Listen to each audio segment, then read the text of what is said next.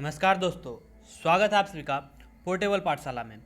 आज हम लोग डिस्कस करने वाले हैं स्टैटिक जीके के कुछ इम्पोर्टेंट प्रश्न जो कि स्पेशली रेडी किए गए हैं RRB, NTPC and group D के एग्ज़ाम्स के लिए। तो वीडियो को अंत तक देखिएगा और वीडियो कैसा लगा हमें कमेंट बॉक्स में ज़रूर बताइएगा। तो चलिए पहले प्रश्न की ओर बढ़ते हैं। पहला प्रश्न है, पीत के बीच में मौजूद मोटे सिरे को क्या कहा जाता है? इसका राइट आंसर बताना है। इसका राइट आंसर है ऑप्शन नंबर ए, मध्य सिरा।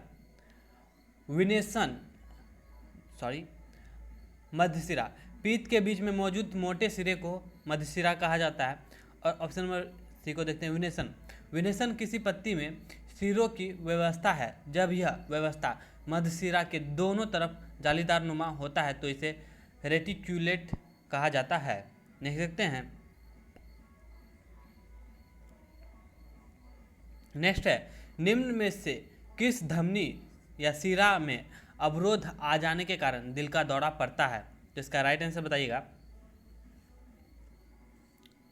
तो दोस्तों इसका राइट आंसर है ऑप्शन नंबर सी, कोरोनरी धमनी। ऑक्सीजन युक्त रक्त का प्रवाह हृदय की मांसपेशियों के एक हिस्से से अचानक अवरुद्ध हो जाने से रुक जाती है, जिससे हृदय को ऑक्सीजन नहीं मिल पाता है, जिस कारण दिल का दौरा पड़ता है। यह प्रायः तब होता है जब कोरोनरी धमनी अवरुद्ध हो जाती है और ऑक्सीजन की आपूर्ति नहीं हो पाती है। और यह क्रिया एक और कारण से होती है। अगर आपके जो बॉडी में वैन होता है, यानी कि नस जो है, जो हृदय से खून निकालने और ले जाने का कार्य करती है, तो जब हृदय से ब्लड पंप किया जाता है तो वो वेन में, यानी कि रक्त सिरा नलिकाओं में से होकर के हमारे बॉडी में ट्रांसफॉर्म होता है। तो जब बॉडी में फैट की मात्रा बढ़ जाती है तो उसके कारण से जो नस है, नस की पाइप में चर्बी भर जाने के कारण जो रास्ता होता है वो थोड़ा सा सिकुड़ जाता है, जिसके कारण से जब हृदय जो है हमारा वो पंप करता है रक्त को, तो सही मात्रा में रक्त जो है निकल नहीं पाती है, जिसके कारण से भी हमें हार्ट अटैक का दौरा पड़ सकता है। नेक्स्ट देखते हैं।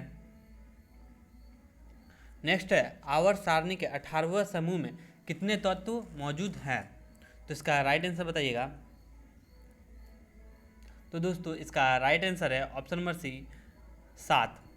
आवर्त सारणी के 18वें समूह में 7 तत्व मौजूद हैं, जो कि अगर आपको याद होगा ये चार्ट, तो इसमें लास्ट वाला जो लाइन है इसमें ये 7 तत्व आते हैं, जो कि इनमें से तत्व हैं helium, neon, argon, krypton, xenon, radon एवं ऑग्नेशन। इसका ओजी, ऑग्नेशन का ओजी होता है। तो ये सभी तत्व, ये सभी 7 तत्व जो हैं हमारे इसमें आवर्त सारणी में 18वें तत्व के 7 तत्व हैं, और ये सारे निष्क्रिय गैस होते हैं। ये जितने भी मैंने आपको 7 तत्वों के नाम बताए ये सभी निष्क्रिय गैस हैं, और इसका प्रयोग जो है प्राय पैकेजिंग के रूप में किया जाता है। देख सकते हैं। नेक्स्ट है, टेहरी बांध किस नदी पर बना हुआ है? तो इसका राइट आंसर बताइएगा। ऑप्शन आपके सामने है। तो इसका राइट आंसर है option number B, Bhagirathi. Tehri बांध भागीरथी नदी पर स्थित है। टेहरी बांध भारत का सबसे बड़ा बांध है और दुनिया में सबसे ऊंचा, विश्व में सबसे ऊंचा बांध जो है ये भागीरथी नदी के ऊपर जो बना हुआ टेहरी बांध है यही है, और यह उत्तराखंड में टेहरी के पास भागीरथी नदी पर स्थित है। आपको याद रखना ये उत्तराखंड में स्थित है। उत्तराखंड की राजधानी आप लोग हमें कमेंट में जरूर बताएं। नेक्स्ट है, गुरुत्वाकर्षण बल का गुरुत्व डैश के बराबर होगा? इसका राइट आंसर बताइएगा। ऑप्शन आपके सामने दिए गए हैं। तो इसका राइट आंसर है ऑप्शन नंबर ए, गुरुत्वाकर्षण बल के कारण द्रव्यमान और त्वरण का उत्पाद। ये गुरुत्वाकर्षण बल गुरुत्व के बराबर होता है। और द्रव्यमान रखने वाले किसी भी दो वस्तुओं में एक दूसरे को बल के साथ आकर्षित करती है जो प्रत्यक्ष रूप से उनके द्रव्यमान के उत्पाद के समान होती है। ये गुरुत्वाकर्षण के बल के बराबर होता है। नेक्स्ट देखते हैं। नेक्स्ट है एंथ्रासाइट कोयले में डैश प्रतिशत कार्बन होता है। तो आपको बताना है कि एंथ्रासाइट में कितने परसेंट कोयला मौजूद होता है, सॉरी, एंथ्रासाइट कोयले में कितना प्रतिशत कार्बन मौजूद है। तो आपके ऑप्शन दिए गए हैं। ऑप्शन नंबर ए 91%, 66%, 58% या 77%। इसका राइट आंसर बताइएगा। तो इसका राइट आंसर है ऑप्शन नंबर ए 91%। देखिए एंथ्रासाइट में 91 से लेकर के 98% तक कार्बन पाया जाता है। और एंथ्रासाइट जो है ये सर्वोच्च कोटि का कोयला है, यानी कि ये शुद्ध कोयले का सबसे शुद्धतम रूप है। और इस प्रकार के कोयले भारत में काफ़ी कम मात्रा में पाया जाता है। प्रमुखतः यह कोयला जो है ये जम्मू कश्मीर और हिमाचल प्रदेश में पाए जाते हैं। कोयले के 4 प्रकार होते हैं, जैसा कि आप सब जानते होंगे। एक है एंथ्रासाइट, लिग्नाइट, ब्यूटुमिनस एवं पीट। ये सभी कोयले के 4 प्रकार हैं। तो पीट जो है सबसे निम्न क्वालिटी का कोयला है और एंथ्रासाइट सबसे उच्च कोटि का कोयला है। पीट में कार्बन की मात्रा सबसे कम लगभग 40 से 55% पाई जाती है। नेक्स्ट देखते हैं। नेक्स्ट है अर्थशास्त्र में नियत अपरिवर्ती ऊपरी लागत का अर्थ क्या है। तो इसका राइट आंसर बताइएगा। इसका राइट आंसर है ऑप्शन नंबर सी, लागत जो आउटपुट के साथ बदलती नहीं है। नियत अपवर्ती ऊपरी लागत वे लागत हैं जो आउटपुट के साथ बदलती नहीं है। व्यवसाय संचालित करने के लिए उपवर्ती ऊपरी की आवश्यकता होती है। नियत अपवर्ती ऊपरी लागत की भविष्यवाणी करना आसान है और वे पर्याप्त रूप से नहीं बदलते हैं। नियत अपवर्ती ऊपरी लागत के उदाहरण कुछ हैं, जो कि है उपयोगिताएं, टैक्स, बीमा, उत्पादन उपकरण पर मूल्य ह्रास एवं किराया, प्रशासनिक वेतन। ये सभी प्रमुख जो है विशेषताएं हैं इनकी। नेक्स्ट देखते हैं। नेक्स्ट है भारत की डैश क्रांति इस बात का एक नाटकीय उदाहरण है कि बेहतर उत्पाद तकनीकों के रूप में अधिक से अधिक ज्ञान इनपुट तेजी से कैसे बढ़ सकते हैं। तो इसका राइट आंसर बताइएगा। ऑप्शन आपके सामने दिए गए हैं। तो इसका राइट आंसर है ऑप्शन नंबर ए, हरा। MS स्वामीनाथन भारत के हरित क्रांति के जनक हैं। ये आपको पता ही होगा। दुनिया के हरित क्रांति के जनक नॉर्मन बोरलॉग हैं। हरित क्रांति एक विश्वव्यापी आंदोलन था जिसका उद्देश्य विकसित दुनिया में कृषि उपयोग उत्पादकता को बढ़ाना था। हरित क्रांति ने भारत में उच्च उपज देने वाली किस्म के हाइब्रिड बीजों का सिंचाई सुविधा, कीटनाशकों और उर्वरकों के उपयोग की शुरुआत की है। भारत में हरित क्रांति लाल बहादुर शास्त्री सरकार के तहत सन 1965 ईस्वी में शुरू की गई थी। इसे पहली बार पंजाब में पेश किया गया था। और हरित क्रांति की प्रमुख उपलब्धि गेहूं की उच्च उपज देने वाली किस्मों का था। नीली क्रांति, नीली क्रांति जो है ये मछली उत्पादन से है, यानी कि समुद्र या नदी जल में जो भी चीज़ों का उत्पादन हम कर सकते हैं वो नीली क्रांति के तहत आती है। सफ़ेद क्रांति में दूध उत्पादन आता है एवं सूचना एवं प्रौद्योगिकी। सूचना और प्रौद्योगिकी तो आप सभी जानते हैं, IT सेक्टर जैसे कि इलेक्ट्रॉनिक हो गया, संचार हो गया, ये सभी सूचना और प्रौद्योगिकी में आते हैं। नेक्स्ट देखते हैं। नेक्स्ट है राष्ट्रीय आय की गणना में निम्नलिखित में से कौन सा काम नहीं माना जाता है। तो इसका राइट आंसर बताइएगा ऑप्शन में से। तो तो इसका राइट आंसर है ऑप्शन नंबर सी, महिलाओं द्वारा घरेलू कार्य। राष्ट्रीय आय की गणना महिलाओं द्वारा घरेलू कार्य में नहीं माना जाता है। राष्ट्रीय आय एक देश में आमतौर पर एक वर्ष में उत्पादित सभी अंतिम वस्तुओं और सेवाओं का कुल योग है। भारत में वित्तीय वर्ष 1 अप्रैल से शुरू होता है अगले वर्ष के 31 मार्च तक ये खत्म होता है। दादा भाई नौरोजी ने सन 1876 ईस्वी में राष्ट्रीय आय का पहला अनुमान तैयार किया था। राष्ट्रीय आय की गणना वाली पहली वैज्ञानिक विधि जो है वो 1931 ईस्वी में प्रोफेसर VK राव द्वारा बनाई गई थी। नेक्स्ट देखते हैं।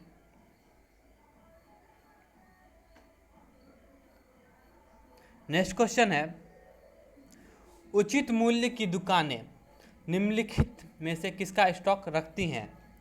यानी कि किराना की जो दुकानें होती हैं ये वो किस चीज़ का स्टॉक करके रखती है अपने पास? तो इसका राइट आंसर बताइएगा। ऑप्शन आपके पास है खाद्य एवं अनाज, चीनी, मिट्टी का तेल। तो इसका राइट आंसर होगा ऑप्शन नंबर डी, 1, 2 एवं 3। यानी कि ये सभी चीज़ किराना स्टोर वाले स्टोर करके रखते हैं, जिसे आमतौर पे फॉर्च्यून की दुकान भी कहते हैं। नेक्स्ट देखते हैं। नेक्स्ट है, डैश एक निश्चित क्षेत्र पर कब्जा करने वाला राजनीतिक संघ है जिसमें घरेलू और विदेशी नीतियों को बनाने के लिए संगठित सरकार की शक्ति है। तो इसका राइट आंसर बताइएगा। तो इसका राइट आंसर है ऑप्शन नंबर डी, राज्य। भारत में प्रत्येक राज्य के लिए मंत्रियों की एक परिषद और एक राज्यपाल होगा। ये आपके कॉन्स्टिट्यूशन में बताया गया है। मुख्यमंत्री मंत्रिपरिषद का प्रमुख होता है। वर्तमान में भारत में 27 राज्य हैं और राज्यों को जिलों में विभाजित किया गया है। सबसे पहले भारत में बनाया गया पहला 1 अक्टूबर 1953 को आंध्र प्रदेश राज्य था और प्रसिद्ध स्वतंत्रता सेनानी पार्टी श्री रामुल की मृत्यु की वजह से आंध्र प्रदेश राज्य का गठन किया गया था, जो कि भाषा के आधार पर किया गया पहला राज्य था। नेक्स्ट देखते हैं। नेक्स्ट है, डैश एक कदाचार है जिसके द्वारा किसी पार्टी या उम्मीदवार को वोट बढ़ाने के लिए प्रेरित किया जाता है। तो इसका राइट आंसर बताइएगा। तो इसका राइट आंसर है ऑप्शन नंबर बी, हेरा फेरी। हेरा फेरी एक कदाचार है, यानी कि हेरा फेरी एक जुर्म है जिसके द्वारा पार्टी या उम्मीदवार को वोट बढ़ाने के लिए प्रेरित किया जाता है। हेरा फेरी इसे जो है इलेक्टोरल फ्रॉड या वोट की हेराफेरी भी कहा जाता है। वोट हेराफेरी एक अवैध प्रक्रिया है। वोट की हेराफेरी से एक पार्टी या एक उम्मीदवार पर तो इसका यानी कि उम्मीदवार के वोट शेयर को बढ़ाता है या विपरीत उम्मीदवार या दोनों के वोट शेयर को कम करता है। भारत का चुनाव आयोग एक संवैधानिक निकाय है जो भारत में चुनाव कराने के लिए जिम्मेदार है। भारतीय संविधान का अनुच्छेद 324 भारत के चुनाव आयोग से संबंधित है। मतदान का अधिकार एक कानूनी अधिकार है। चुनाव आयोग 25 जनवरी 1950 को अस्तित्व में आई थी और तब से चुनाव आयोग भारत में चुनाव करवाती है। भारत के पहले मुख्य चुनाव आयुक्त सुकुमार सेन थे और भारत के वर्तमान मुख्य चुनाव आयुक्त सुनील अरोड़ा जी हैं। अब मतदाता के मतदान की न्यूनतम आयु जो है वो 18 ईयर है। नेक्स्ट देखते हैं। नेक्स्ट है, भारतीय संविधान का कौन सा अनुच्छेद धन विधेयक की परिभाषा देता है? तो इसका राइट आंसर बताइएगा। इसका राइट आंसर है ऑप्शन नंबर बी, अनुच्छेद 110। धन विधेयक एक ऐसा बिल है जो राज्य के उधार लेन देन की शक्ति को विनियमित करने की किसी भी कर के नियमन, उत्सर्जन, उन्मूलन, परिवर्तन या विनिमय से संबंधित है। धन विधेयक पर लोकसभा का विशेष अधिकार होता है और धन विधेयक को लोकसभा में ही पेश किया जाता है आमतौर पर। संघ का धन विधेयक केवल लोकसभा में पेश किया जाता है। यदि राज्यसभा द्वारा कोई अनुशासित संशोधन किया जाता है तो 14 दिन के भीतर लोकसभा में एक धन विधेयक को लौटा दिया जाना चाहिए। अगर नहीं लौटाया जाता है तो उसे स्वतः पारित माना जाता है। लोकसभा के अध्यक्ष के पास धन विधेयक को प्रमाणित करने की विशेष शक्ति होती है और संसद के पुनर्विचार के विचार के लिए राष्ट्रपति धन विधेयक वापस नहीं कर सकता है। भारत के राष्ट्रपति की पूर्व अनुमति से ही धन विधेयक संसद में पेश किया जा सकता है। नेक्स्ट देखते हैं। नेक्स्ट है, किस शर्त के तहत संसद के किसी सदस्य को आयोग घोषित किया जा सकता है? तो इसका राइट आंसर बताइएगा। ऑप्शन है आपके, यदि वह भारत सरकार के अधीन लाभ का पद धारण करता है, या यदि किसी कानून द्वारा आयोग ठहराया गया हो, या यदि वह विलायक में अविभाजित हो। आपको इसका राइट आंसर बताइए। तो इसका राइट आंसर है ये सभी। किसी भी सदस्य में अगर ये इनमें से कोई भी यानी कि अयोग्यता पाई जाती है तो उन्हें अयोग्य घोषित किया जा सकता है। संसद का सदस्य भारतीय सदन के दोनों सदनों में से किसी भी लोकसभा या राज्यसभा में से हो सकता है। भारतीय संविधान के अनुच्छेद 79 के तहत जो है संसद जो है सांसद का गठन किया जा सकता है और संसद में लोकसभा, राज्यसभा और भारत के राष्ट्रपति शामिल होते हैं। नेक्स्ट देखते हैं। नेक्स्ट क्वेश्चन है, इलाहाबाद का पुराना नाम क्या था? तो इसका राइट आंसर बताइएगा। इसका राइट आंसर है option number D, Prayagraj.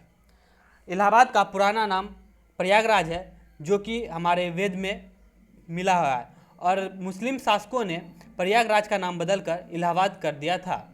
Allahabad को यह भारत में विश्व प्रसिद्ध कुंभ मेले के 4 स्थलों में से एक है।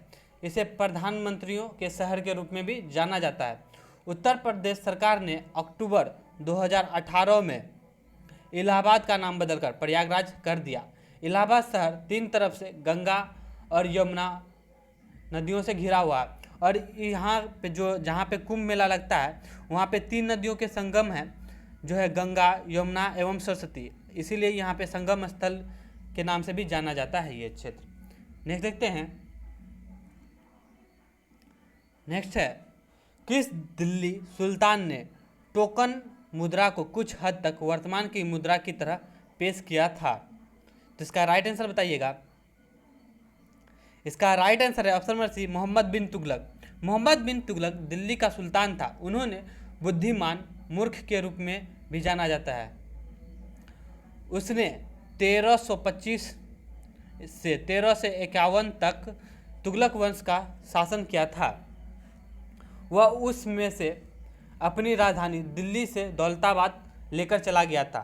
2 साल बाद वह पानी की आपूर्ति और कई अन्य मुद्दों की कमी के कारण राजधानी को दिल्ली फिर से वापस लेके आ गया था। उन्होंने 1330 ईस्वी में टोकन मुद्रा का परिचय कराया था। मोहम्मद बिन तुगलक द्वारा पेश किए गए सिक्के पीतल और तांबे से बने हुए थे। सिक्कों का मूल्य सोने और चांदी के सिक्कों के बराबर था। व्यापार और वाणिज्य में मुद्दों के कारण टोकन मुद्रा का उपयोग 1333 ईस्वी में बंद हो गया था। नेक्स्ट देखते हैं। नेक्स्ट है, जालियांवाला बाग हत्याकांड किस शहर में हुआ था? तो इसका राइट आंसर बताइएगा। इसका राइट आंसर है option number D, Amritsar. Jallianwala Bagh हत्याकांड 13 अप्रैल 1919 को हुआ था और यह अमृतसर जो कि पंजाब में स्थित है। और अभी ये वाला क्षेत्र जो है ये पाकिस्तान के क्षेत्र में, यानी कि जालियांवाला बाग जो है ये पाकिस्तान के क्षेत्र में जा चुका है। नेक्स्ट देखते हैं। नेक्स्ट प्रश्न है, बंगाल का विभाजन किस वर्ष में रद्द किया गया था? तो इसका राइट आंसर बताइएगा। इसका राइट आंसर है ऑप्शन नंबर सी, 1911 ईस्वी में। पहले जानते हैं बंगाल के बारे में। बंगाल का विभाजन जो है 1905 ईस्वी में किया गया था और ये करने वाले जो वायसराय थे उनका नाम था लॉर्ड कर्जन। इन्होंने धर्म के आधार पर बंगाल का विभाजन 1905 ईस्वी में कर दिया था। और बंगाल विभाजन जो है इसको रोकने के लिए भारत में स्वदेशी आंदोलन को चलाया गया था, जो कि एक बंगाल विभाजन के खिलाफ काफ़ी महत्वपूर्ण विरोध प्रदर्शन साबित हुआ था 1905 ईस्वी में। और बाद में जो है कि 1911 में लॉर्ड हार्डिंग ने इस प्रस्ताव को रद्द कर दिया गया था। और 1947 में जो है दोबारा पाकिस्तान के मांग के बाद भारत से बंगाल को एक अलग भूमि के पार्ट के रूप में इसे फिर से विभाजित कर दिया गया था। नेक्स्ट देखते हैं। नेक्स्ट है मध्यकालीन भारत में जामदानी बुनाई का सबसे महत्वपूर्ण केंद्र कौन सा था? इसका राइट आंसर बताइएगा। तो इसका राइट आंसर है option number A, Dhaka Bengal. मध्यकालीन भारत में जामदानी बुनाई के लिए ढाका बंगाल सबसे महत्वपूर्ण केंद्र था। जामदानी बांग्लादेश में उत्पादित एक बढ़िया मलमल का कपड़ा है। यह लोकप्रिय रूप से ढकाई जामदानी के रूप में जाना जाता है।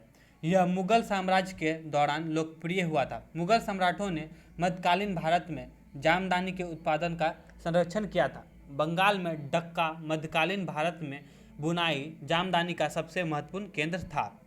नेक्स्ट देखते हैं। नेक्स्ट और लास्ट है, ये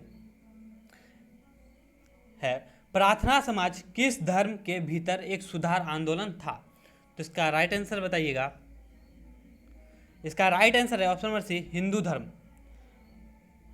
प्रार्थना समाज जो है ये हिंदू धर्म में एक सुधार आंदोलन था, जिससे धर्म में जैसे कुछ कुरीतियाँ थी उन्हें बदलने के लिए ये आंदोलन चलाया गया था। यह बम्बई भारत में एक धार्मिक और सामाजिक सुधार आंदोलन था। प्रार्थना समाज की स्थापना सन 1867 ईस्वी में हुई थी, जिसके संस्थापक थे दादो भाई पांडुरंगा और आत्माराज पांडुरंगा। आंदोलन महाराष्ट्र में धार्मिक और सामाजिक सुधार पर केंद्रित था। महादेव गोविंद रानाडे के शामिल होने के बाद प्रार्थना समाज को लोकप्रियता मिली। नेक्स्ट देखते हैं। सॉरी, नेक्स्ट तो है ही नहीं अब। तो दोस्तों ये थे आज के हमारे कुछ इम्पोर्टेंट प्रश्न, जो कि एग्ज़ाम्स के लिए काफ़ी इम्पोर्टेंट है। और ऐसे ही प्रश्न आपको आरआरबी के एग्ज़ाम में देखने के लिए मिलेंगे। तो आपको हमारा ये सीरीज कैसा लगा हमें नीचे कमेंट बॉक्स में ज़रूर बताएं। अगर वीडियो पसंद आई तो वीडियो को लाइक करें एवं शेयर करें दोस्तों के बीच, ताकि वे भी इस वीडियो से जुड़कर लाभ उठा पाएँ। तो मिलते हैं नेक्स्ट वीडियो में, तब तक के लिए धन्यवाद।